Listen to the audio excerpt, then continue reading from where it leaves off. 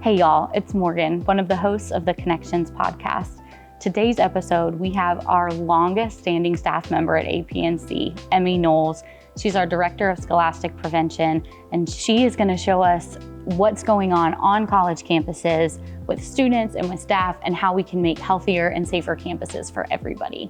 Let's check the episode out.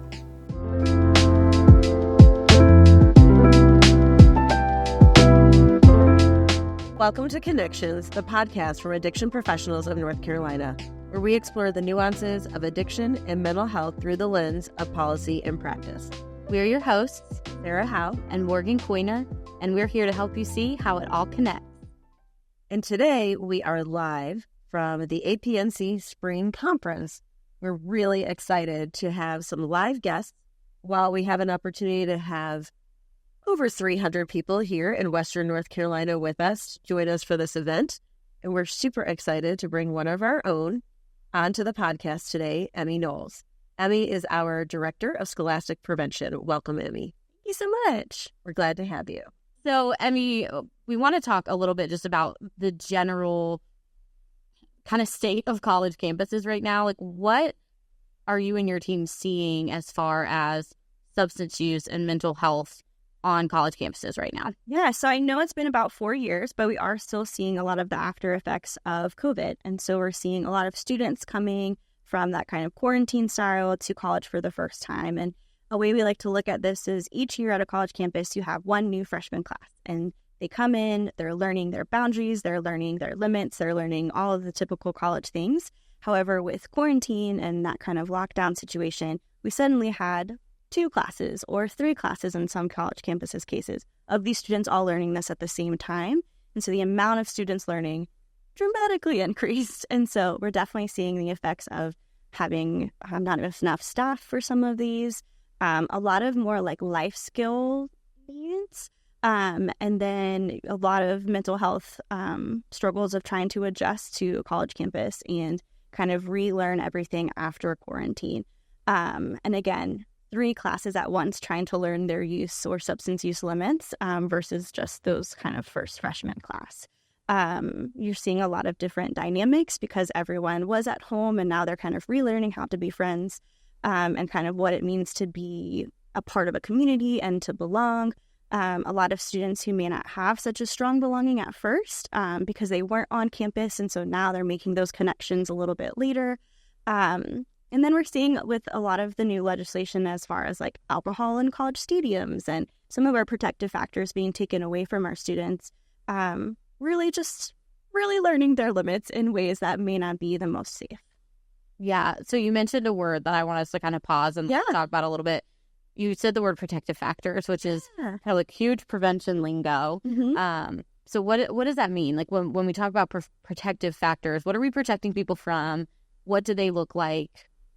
Tell us a little bit about that. So a protective factor can be anything that really encloses a student or surrounds a student to make them be a little bit more safe. And so some of the more basic ones are a community, a support system, friendship, your social determinants of health, so access to food and water and safe living, and then as well as more intricate things based on the situation. So the example that I used was like a football game. When there was no alcohol in the stadiums, friends would tailgate, they would have a great time in the parking lot, but then they would go inside and they had 3 hours to sober up. They would have water available to drink. And now that it is served there, they may not be immediately forced to make that same decision. And so the protective of forced sobering up time, if you will, is not necessarily there. And conversely, in prevention, we talk about building up those protective factors, right? But then minimizing those risk factors on college campuses. So it's really interesting as you talk about that. We have changed on college campuses alcohol use. It's become more permissible. While it's not permissible under 21, we certainly know that our campuses have always struggled with that across the country, but particularly most recently in North Carolina, we've seen gambling become another legal thing that we can do. We can gamble on college sports now. So that's got to have an impact as well. And then you talked about just from COVID-19, the effects of learning a community again and building up those protective factors, but also having to minimize some of those risk factors. That's really critical to the prevention work that you do. Yes, definitely. When all of that too is with a generation that was already raised on the internet, so their ability to make connections is already way less than any of the three of us. I say very frequently, you cannot pay me to go back to college in a post-COVID world. Like, I am so glad I graduated before that, because I think they have it a lot harder than we did. So with the work that you're doing on college campuses, you see this at the ground level. So what are some of the campuses, the administrators, the prevention specialists, even I know you work side by side with the collegiate recovery programs. What are some of those staff telling you that they're needing right now? Definitely support.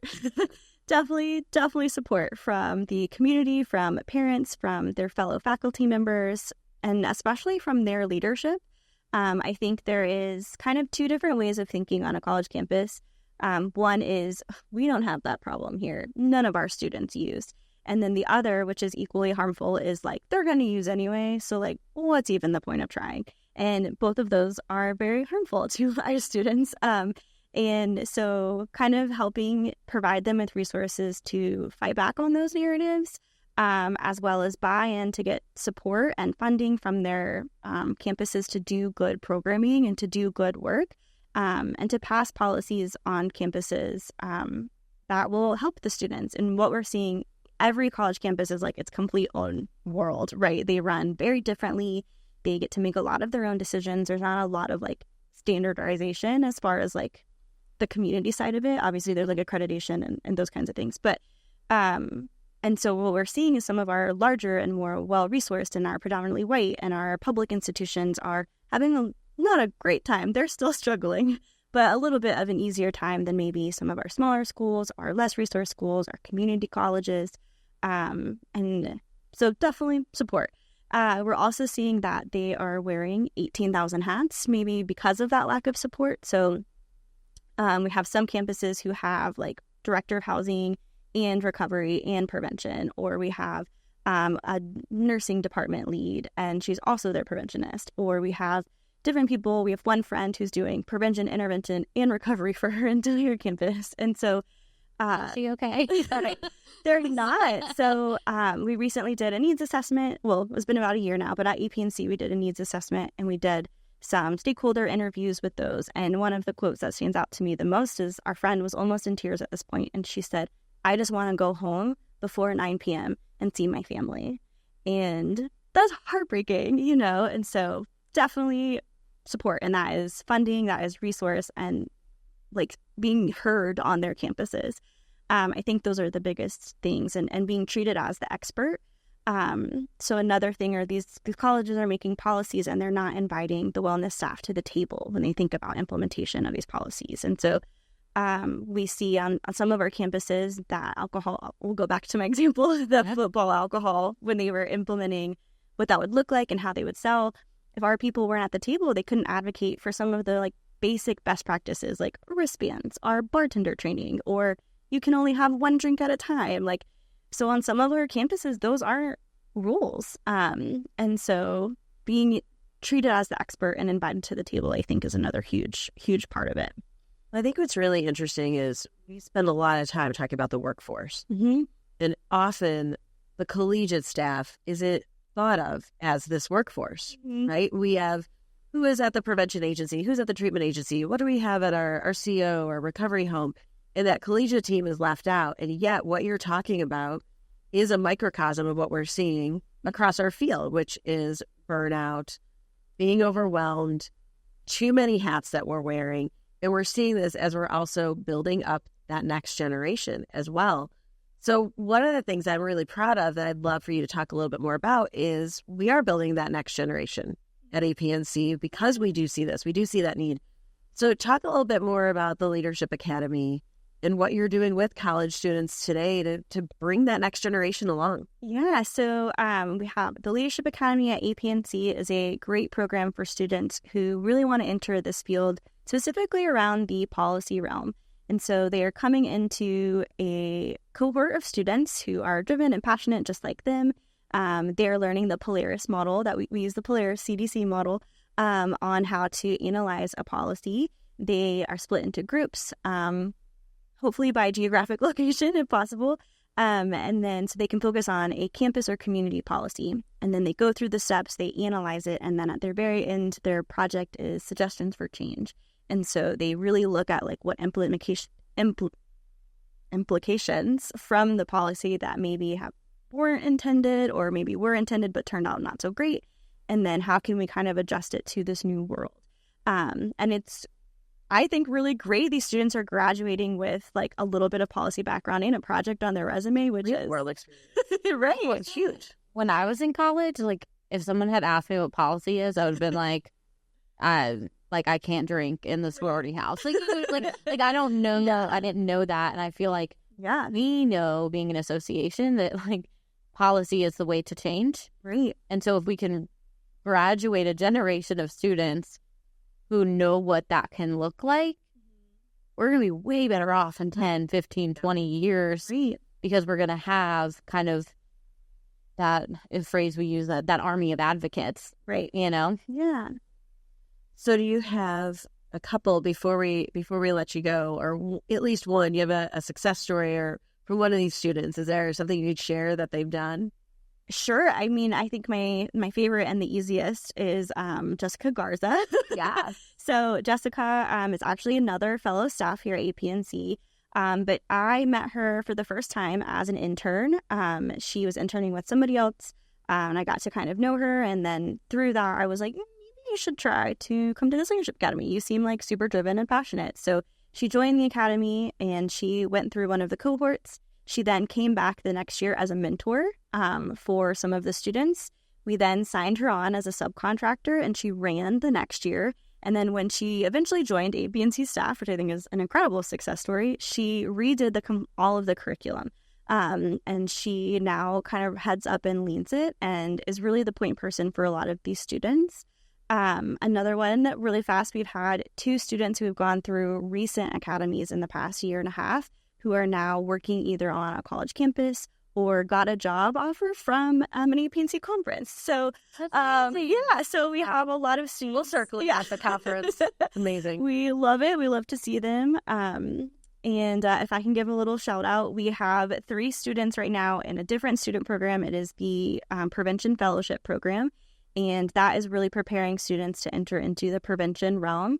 They are learning about the SPIF model. If you don't know that, go look it up. It's great. And then they are being placed next week, actually, with 5 different agencies in North Carolina to fulfill a project that uses SAMHSA's prevention core competencies.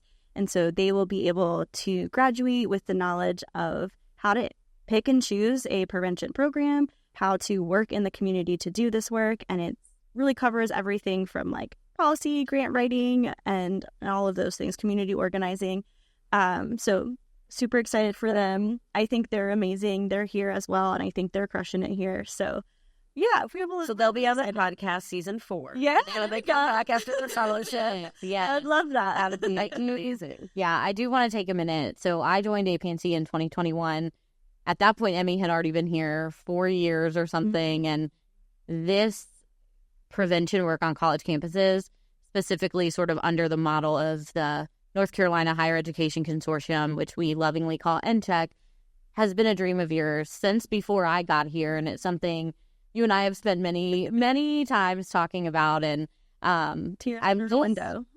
Yeah, we some tears have also occurred for sure. Lots of coffee, you know. But I just want to take a minute and just celebrate that, like, it is here, and it's and it's here because of you and your team. And, like, the dedication that you've put in and the belief you had in it and the advocacy that you've had for it, this program would not be what it is if not for your leadership. And so I want, because you're trapped in a chair and you can't get away from me, I want to make sure you hear that because I know that because I've seen some of the tears. I know that it has been a hard journey, and this work is hard even when we're not in direct service. And so I just want to say thank you and just... Yeah, I mean, it's honoring. I'm just really proud of it. I'm proud to, like, have gotten to see how it's grown. This work that you do on college campuses, it could easily be overlooked.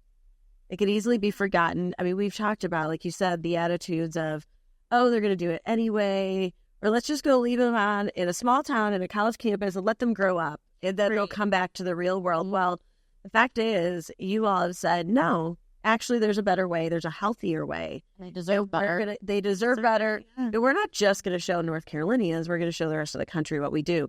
It's 33 colleges that you work with. That's incredible. Thank you. And I would say it's probably the most in any state. So I'm going to claim that. We're claiming it. Don't care if it's evidence-based. Right, we're claiming it right now. But it is really exciting. So we look forward to having you back, having some of your students, having Jessica. I mean, we just and some of our staff, like the college staff too. Would love that.